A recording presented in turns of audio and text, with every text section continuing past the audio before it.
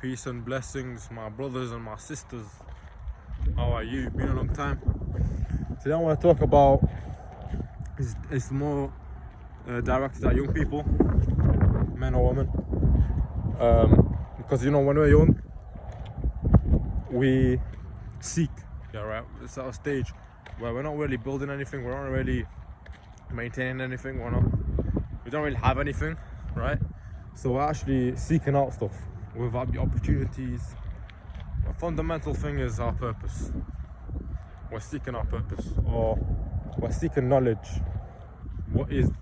So we're kind of in that curious stage, right? And that starts from a moment we're born to understanding the basic reality of our life. That's a stone.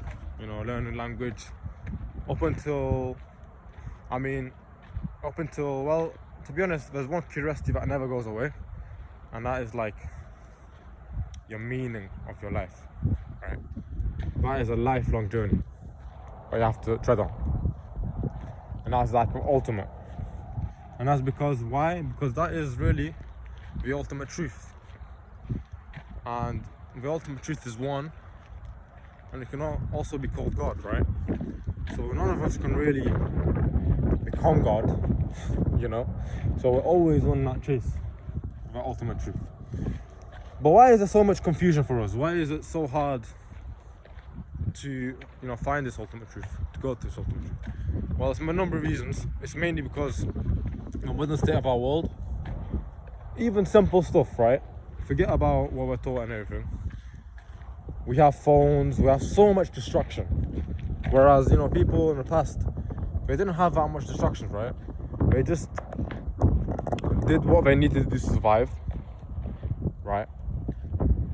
Did their duties, and then when they're done, they just relaxed. So in their world there was not much distraction. They can contemplate. When they're done with their work, they can just sit down, contemplate on what they've done, think about life, right? But we're so agitated, right? We always need to be on our phone, Instagram, TikTok, whatever. We're so agitated. And so, and because we're in a seeking state, we're more vulnerable to it, right? Because we want to find stuff out, but our brain it's more comfortable with easy stuff, scrolling, and your brain thinks that you're learning more because it's more content, more volume, so you're learning more, obviously, right? You're learning more, obviously, but obviously we know the algorithms and YouTube, Insta, especially Insta and TikTok, short form content, they monopolize on that, and they what I mean, they profit from that, and they try to manipulate, because they understand that psychology of people. Like, they want to know what's going on around them, so they can, and especially young people, right? We really want to know what's up with life, Oh, what's she doing? What's he doing? What's that doing? What's going on? So that's why we get hooked on these platforms. And this is why I'm saying, go buy, guys. You should not be on the internet, right? We should not be on the internet for more than what is necessary, right? What is necessary, and unfortunately, as time goes on, we need to be on the internet more and more for necessary stuff, because when we satisfy one need, then another need is artificially created. That's the problem in modern society, right? In the past, people just had food needs, family needs, that's it. Now we have all these artificial needs. Like, people can't even survive without a phone. We can't even survive without a phone. We need technology. We're very reliant on technology. We can't survive without supermarkets. We need the supermarkets, because we can't even, be any self-sufficiency. So yeah, it's become easier, but because of our easiness, it creates more artificial needs. Because the thing is, the material satisfaction can never be achieved because it's illusory, right? It's illusion. What we experience around us, all this beautiful stuff, it is beautiful, and especially nature, because it's less, it's less artificial. Like when I look at that grass, when I look at that tree, right, it's more authentic.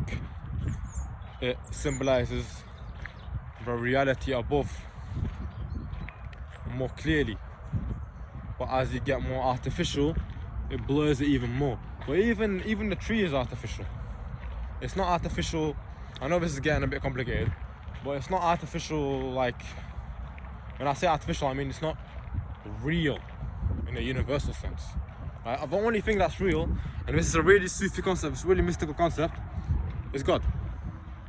It's the unmoved, it's the stable, unchanged. As Aristotle says, the motionless mover, the unmoved mover. Right? The principle that always stays the same, what we call ultimate truth. That is the only thing that's really real. Everything else is pretty much unreal. It's just a byproduct of that ultimate truth. I just coming from that, right? So our job in life, really, if you think about it, is just to realize that ultimate truth, to rise to that, not just to think that our state of current knowledge of how we obtain a knowledge of rationality. Sorry, I need to. It's a bit muddy, as you can see. How we are right now, how we process stuff as human beings in this material world, like, it needs to be rational, it needs to be. No, there's higher levels, and the ancients actually realized this, right? That's why they're more spiritual than us. That's why there was less confusion than us, right? We're so confused in this modern age, especially in this generation, where like our academics are telling us that there's nothing innate about us, because we're thinking of a materialistic paradigm, right? I think that reality just reduced to atoms and that's it, nothing else exists.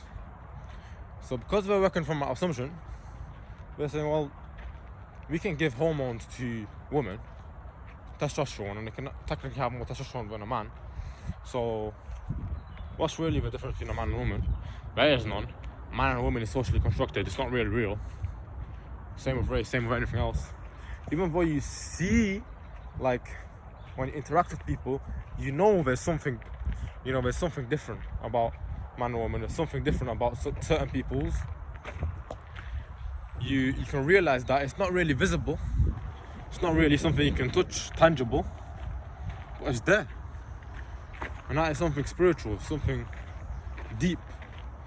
And what this modern thing is we're so artificial, and it's because of the environment we live in, right? It's so artificial that even our outlook becomes artificial. And so superficial, right? Very superficial. So really, there's nothing innate about a man and a woman. Yeah, you can switch over. What's the problem? Even though we observe that there's certain characteristics, right? So when with people, construction, police officer, soldier, all these roles have some level of protection in them, right? Some level of, masculine traits. And if you look at that, most people who go in those roles are men. It's not because there's actually more advantages for women if they want to go in that role, right? There's all kind of DEI policies that target women. Engineering, for example, right? It's about creation, it's about stability. Understand? It's about creating society. And engineering is more, deal with the word, creating order in the world, right? Construction the same, and construction and all those stuff, we require physical labor, right? Action, and all of those are masculine traits. And if you look at other professions, nursing, being a doctor, right? It's a high status job. You'd think, high status job, that means, it has to be male dominated, but no, it's actually female dominated. Why? Because it's nurturing, it's taking care of people, and there's traditionally feminine traits, right? A woman go into that. They love that. right? There's something natural, something innate about it. Like when I was in a lecture, I was saying, you know, the lecture was like, oh, there's nothing innate and all that transactivism, whatever. You know, all the confusion we're spouting. It's all about negating principles that are actually just fundamentally true and you can't meet them. I was saying, okay, but you're saying it's all, because you're saying, oh, it's all Eurocentric, it's all Western as well, all these traditional gender roles, but not really. And I was like, whoa, wait a second. Where in history has there been men going to war? Right? Sorry, where in history has there been women going to war while men just stay at home, take care of the domestic, take care of policing, whatever, what society has to do, football and whatever? Where has that ever happened? Even in a modern society, right, where I had World War II, World War I, it's never happened. Even in Ukraine right now, who's being mandatorily drafted? Men. All right. But no, it's like we want equality. We want equality from. We want freedom from, but we don't want freedom to do. All right. We don't want equality to do, and that's really a feminine trait if you look at it. Right. The feminine receives, the masculine gives. Right. Sorry, I don't know. Feminine receives, the masculine gives. If you look at it, all these. For example, we're in a clan family. The masculine, it provides, protects, right? And from that providing and protecting, the feminine receives those resources. It receives that security to then nurture and be a support for the man, and nurture the children and give herself to the children of a man, right? And that's something innate that comes from them, and it's beautiful. And that's why we say beauty is actually objective from that standpoint. Beauty standards are not are subjective, obviously. Like if you have a straight nose, if you have a bent nose, whatever. All these are subjective to the culture of society you live in, obviously. But beauty, that's a superficial conception of beauty. And because they're just superficial, they think, oh, beauty stands equal beauty. Physical beauty, right? So superficial. If your nose is like that, that's what we mean by beauty. No, that's not what we mean by beauty. It's a trait. It's a trait that it represents. It symbolizes what you can do, what you can't do. It's the qualities that it symbolizes. But we're so superficial. We just think of numbers. We're just thinking, oh, but the measurement is like that, and that's all subjective. No, the qualities, man. Qualities. And you know, if you look at René Guénon, I recommend all of you, if you can, to read his books. Perspective changer. We're all affected by the modern, liberal paradigm. All affected by it. Even the most conservative heart of people. Even if you are an Orthodox Christian, an ultra Salafist Muslim, so conservative, you're still affected by it. But he just destroys it. 2 books, Crisis of a Modern World, first book to read, and The Reign of Quantity and The Sign of the Times. Those are 2 very beautiful books. For a primer, I would recommend the Essential René Guénon, which is like compilations from both books, but it's abridged and in a small version. It's good. And to be honest, easier than that is Industrial Society and Its Future by Uncle Ted Kaczynski. That is a really easy read. You can even listen to it, like it's 2 hours to listen to. So yeah, read that first, it's easier. But yeah, books, as I said, focus on books. If you want to learn something, read books. Obviously, as Plato said, everything that a man learns is already within himself. So really getting to know yourself, as the ancient Greeks and ancient Indians, every single civilization in ancient world said, know thyself, right? Because if you know thyself, you know thy Lord, right? And it's a beautiful piece of wisdom there. But obviously act on the books you read. Because if you read all these books, but you don't act on them, you don't really take it in, right? What's the point of reading them, man? Just stop wasting time. Okay? Reading is just, it fastens the process. It makes the process faster for you. Because all these people, they went for a lifetime of experience and they compiled all this information here. right? It saves you time from doing all that yourself again, right? So obviously nothing beats experience, but experience is very hard. It takes a long time, it's painful in some instances. So really having other people's perspectives, how they dealt with experiences and what they did and what they learned from it, is very beneficial, and it makes the process way easier, way faster, and helps you when you deal with those experiences to bring other people's perspectives and see what you can do. And so that's why we have so much confusion in this world. And really, the solution, I think, because we can all criticize all we want, right? But we need a solution.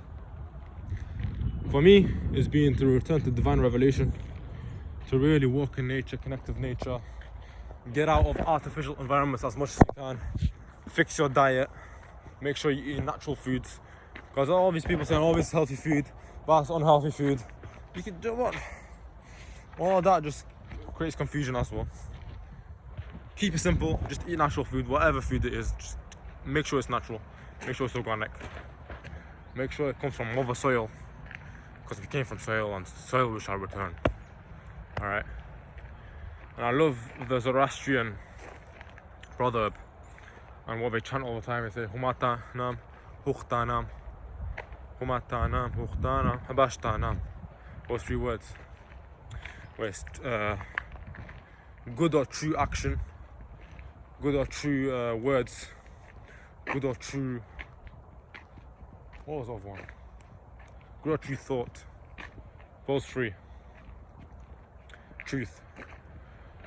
Those are the principles that you must uphold. Right? Aura Mazdam of God, and you embody that in yourself. Anyway, I'm realizing that, I've been rambling for 18 minutes. So I'll end here. Peace and blessings. Hope that is benefit to you.